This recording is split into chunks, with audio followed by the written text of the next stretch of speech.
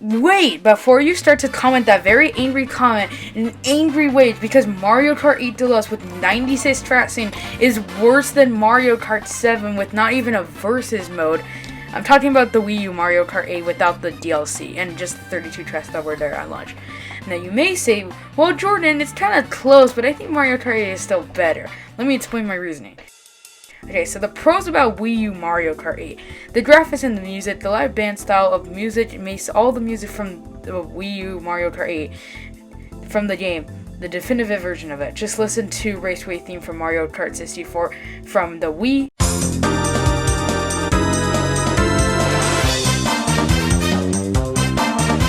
to the Wii U.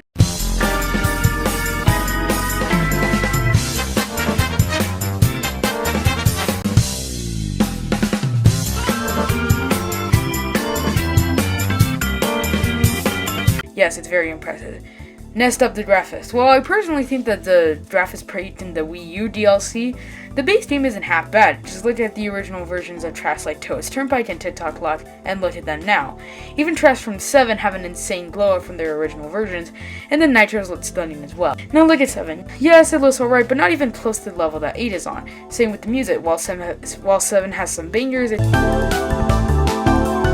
comes nowhere close to 8. Just listen to the N64 Raceway theme from Mario Kart Wii.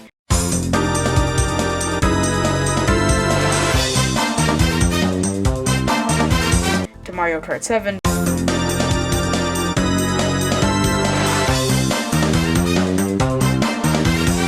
But if you start to look past that, you see some things that 8 doesn't have at all. Most obvious, actual good battle tracks.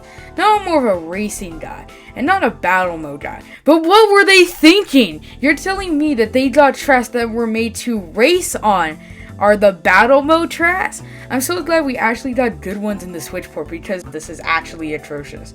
At least in Tour they closed off a lot of the track to make one area the actual place to battle, but they didn't do that in 8 at all. If they did the same thing Tour did in 8, then I think the only two getting upgrades are Yoshi Valley and Dry Dry Desert with the proper adjustments. And maybe Sherbet Land, but there is literally no hope for Mario Circuit, Toad Turnpike, Donut Plains 3, Toad Harbor, and Moo Moo Meadows. Now look at Mario Kart 7. Granted, there are only 6 of them, but they aren't bad. The returning ones feature GBA Battle Course and 64 Donut, Bit Donut, and DS Palm Shore, with the new ones being Honeycomb Hive, Sherbet Rink, and Woohoo Town. The Nitros are quite good, but the Retros are questionable. Of course, we have a flat battle course, a continuing tradition from the DS, but Palm Shore? Interesting pick, and same goes for N64 Bit Donut. But Bit Donut actually has some nice new additions that make it a worthy inclusion here. But I shouldn't be saying anything at all, because there are at least actual battle courses, unlike 8. It doesn't matter if they are actually bad or good, at least they're actual battle courses.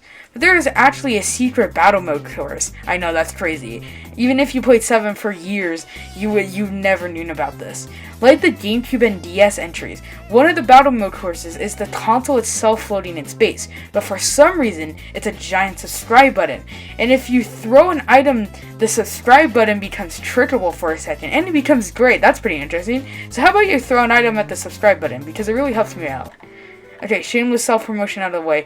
Now onto the character selection. Both of them have, let's say, extremely weird choices. Let's start off with Wii U first. So you have your series mainstays: Mario, Luigi, Peach, Yoshi, Toad, Wario, Bowser, Donkey Kong. Some new additions like Daisy, Waluigi, Koopa Troopa, Shy Guy, Rosalina, Middle Mario, Lakitu, and the Mii. Toad, who hasn't been in a Mario Kart game since Double Dash. The babies, and then all the Koopalings, including Bowser Jr. Wait. What do you mean he's not on the Wii U? You're telling me that all the Koopalings here make their debut, but Bowser Jr. himself isn't here? Huh? Well, that seems like everyone, I guess. Wait, who is this?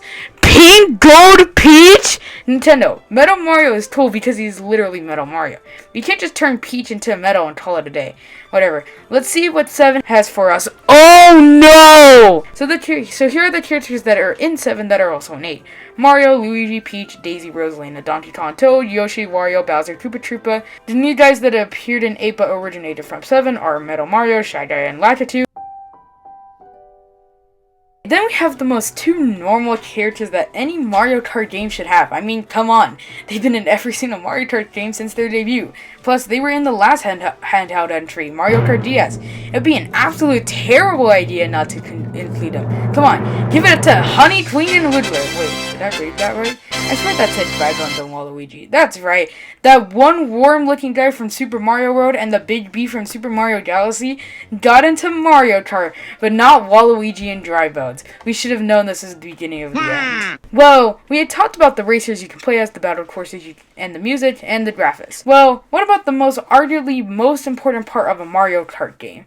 The track selection. Now let's look at the nitros, and oh my. Okay, before I go insane about 7's nitros, let's look at 8's. Here's some notable ones to me: Mario Kart Stadium, Sweet Sweet Canyon, Swamp Ruins, Dolphin Shoals, Electric Dome, Mount Wario, Cloud Top Cruise, and my favorite ones are Toad Harbor, Shy Guy Falls, Sunshine Airport, Bowser's Castle, and we missed out on them a lot because they aren't really that impressive. Whoa, the track wraps around itself so what, with a glider ramp here or there. Whoa, that's crazy. Now let's look at 7 nitros. I think 8 beats the beginning circuit, the 3rd Mushroom Cup track, the 1st Star Cup track, the 1st Special Cup track, and the Bowser's Castle. But apart from that, 7 solos literally everything else. Come on, look at these nitros. Daisy Hill, Woohoo Loop, Mario Circuit, Rock Mountain, Piranha Plant Slide, with my favorites featuring Shy Guy Bazaar, Music Park, Wario Shipyard, Neo Bowser City, Maku Woohoo, Rosalina's Ice World, and of course, Rainbow Road. Probably the best Rainbow Road according to everyone, literally everyone. Anyway, all these nitro tracks feel so unique and put a special twist on all the basic themes that have been used so many times. Unlike 8, where it doesn't really do that at all. It does create new themes, but it doesn't really do anything with returning themes like desert, circuit, I don't know what else, city. I mean, there wasn't even a city inside of 8. Oh well. Now look at 7. Daisy Hills would be your average grass track, but the glider section and the village at the end make an otherwise boring track a pretty memorable one in my eyes. Shadow Bazaar would be an average desert track, but instead it goes through a Middle Eastern marketplace, which is pretty cool. Plus, nothing else gets more unique than Music Park. Side note here, but a big difference between 7 and 8 that I noticed is the way the tracks are named. In 8, most of them are extremely generic sounding without any distinction that are Mario Kart tracks. I mean, Water Park, Sweet Sweet Canyon, Twisted Mansion, just to name a few. You can literally throw these in Sonic Team Racing and no one will know it, as long as they are not in 8, okay? While some tracks like Electric Dome have generic sounding names as well, they have their own distinct theme they are doing, like Party Place for Mario characters, for an example. While something has a lot more tracks named after Mario characters, there's no Desert Bazaar, it's Shy Guy Bazaar. Even if there's tracks have little to no distinction that it's the character's place, unlike Daisy Cruiser and Koopa Cape, which have plenty of theming to prove to you, hey, this is Daisy's Circuit, okay? Hey, this is Koopa Troopa's Cape, okay? From Mario Kart Wii. It's still a little neat thing that's from 7 that isn't in 8, and I prefer the 7 version. But the 3 tracks that really made this game special to me are Woohoo Loop, Maku Woohoo, and Rainbow Road. Just so you know, I have no nostalgia for the Wii or 3DS. So just let that sink in. These 3 tracks are just that good. The simple existence of Woohoo Loop and Maku Woohoo, tracks based off another game that isn't even remotely close to Tart Racing or a crazy popular series like Hyrule Circuit or Animal Crossing tracks from Mario Kart 8. And they made 2 of these.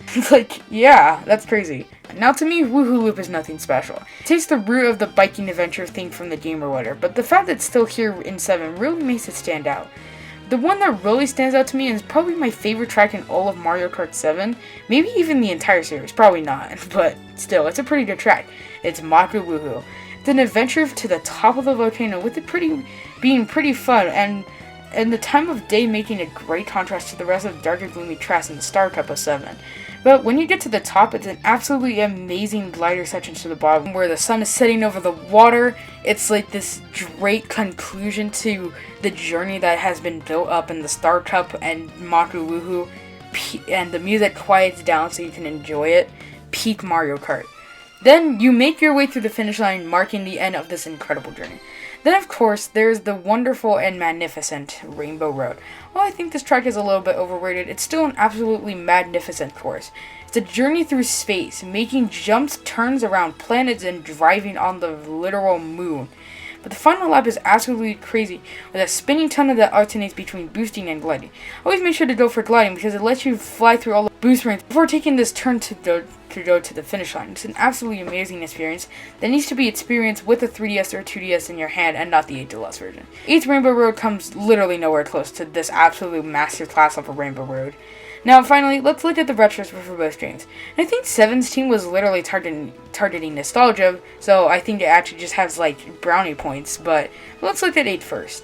It has some pretty good retros, but I think it's just because they got an insane blow up because the tracks they chose aren't really that impressive. Literally every track in the Shell Cup was nothing special, but the Nintendo made Moo Moo Meadows look absolutely amazing. GBA Mario Circuit got a whole bunch of shortcuts in this giant turn thing. DS Cheap Cheap Island got a crazy blow up, and same thing with Toad's Turnpike with all this cooler stuff, I guess. Now let's look at the 7 Shell Cup. Okay, so the first track was N64 Luigi Raceway. It's not that interesting. Oh man, the next one is GBA Bowser's Castle 2? It's not even that fun. This is the only GBA track here, and it's GBA Bowser's Castle 2? Hope the next one is better. No way! It's Wii Mushroom Gorge! There's no way the next one can top this. This is absolutely amazing. Whoa, whoa, whoa! It's doing DS Luigi Mansion! Now just repeat that with every other retro cup except the Lightning Cup. Koopa Troopa Beach, I mean, the music is pretty nice, but it's not that crazy. SNES Mario Circuit 2, there's no way the Banana Cup can do better. No way, it's Wii Cooking a Mall! Okay, I'm calling it now. The next track can't top it. It's DS Waluigi Pinball! No way! Especially compared to 8's Banana Cup, 7 easily just beats out 8 in literally every single aspect of the Banana Cup. But you're starting to get a pattern, right? The 2 beginning ones aren't that crazy, but then the final 2 are from DS or Wii. And it's absolutely crazy because they're like really nostalgic and stuff. Wait, what's this? Oh, hi Lead Cup. Yeah, you're pretty good in age. GC and Chirpy Land could be a bit better, but at least it's still solid. Wait, you're 7's Leaf Cup, and you don't follow the formula like I said from the last 2 cups? Why? Well, I mean, it can't be that bad. Look, it's N64 Calamari Desert, a classic. Oh, hey, it's DS and passed from DS. This track isn't too bad. Not sure why everyone says that it's terrible, though. Oh, look, it's GCM Daisy Cruiser. What a surprise. It's a pretty good GCN course, unlike another game I know. Anyway, the Leaf Cup hasn't been that interesting so far. Wait, this is the next one, right? No, wait, we Rainbow Tramway with only a small few downgrades from the original, but I don't really care that much because I never played the original. Well, according to literally every other track in this game, it has to be good. Okay, let's just start off with just an OTV Unit Tourist to kick off the Lightning Cup in a good way. No, wait, we Koopa Cave with only a few small boundaries from the original, but I actually care about the ending pipe section because it looks so cool from the Wii. Anyway, what's next? GC and Dino. I mean, it's a bad course, but there are better options. Well, maybe the next one can make up for that. And no way! DS Action Fortress, no way! Well, there's nothing that can top that. And hey, I was finally right. SNES Rainbow Road is just a good track. But the fact that it was remade in a couple of years makes this version look just makes this version look okay in comparison. Well, I guess 8 beats out 7 in the Lightning Cup section, but 7 literally beats everything else 8 has. So, yeah, I guess that's it. Like I said earlier, I have no nostalgia for the 3DS, so when I played it for the very first time recently, it was generally my first time, and once I finished it, I had to agree, it is severely underrated, but does it come anywhere close to how good 8 Deluxe is? No. Even without the Booster Course Pass, 8 Deluxe is so much better than 7, with some actually good battle courses, some actual characters that should have really been in the original 8, and just normal improvements that just make 8 a better game than 7. Even without Booster Course Pass, 8 Deluxe is just slightly better than 7. Now with 8 Deluxe having about to have 96 courses, I don't think 7 can ever catch up, unfortunately. But it had a good run. Well, here we are, the end of the video. Leave a comment below about your opinion on 7, and if I change your opinion, leave a like, it would be greatly appreciated. And I'll see you in the next one. Goodbye. Thanks for playing! Way to go!